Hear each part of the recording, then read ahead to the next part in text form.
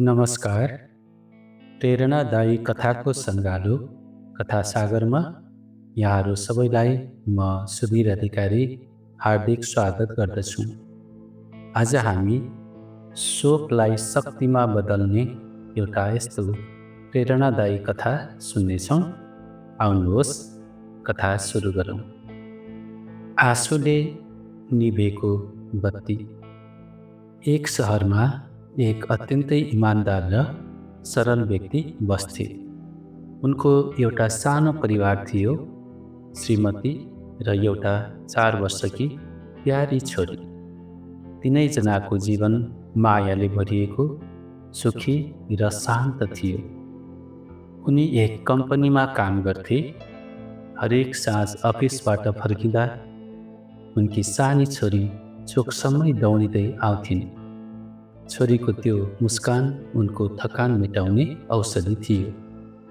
तर एक दिन जब उनी घर फर्किए, घरको वातावरण असामान्य रूपमा शान्त थियो।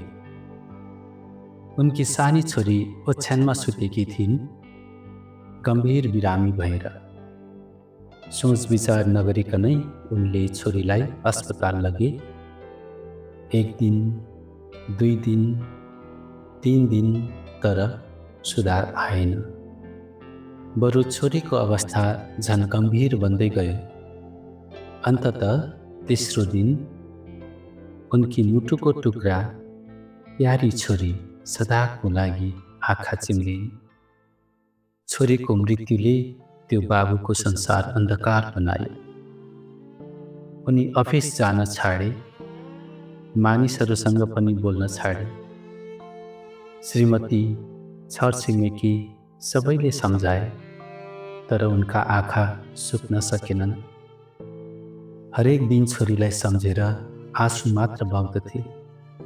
एक साँझ छोरीकै सम्झनामा उनी निदाए र एउटा अनौठो सपना देखे।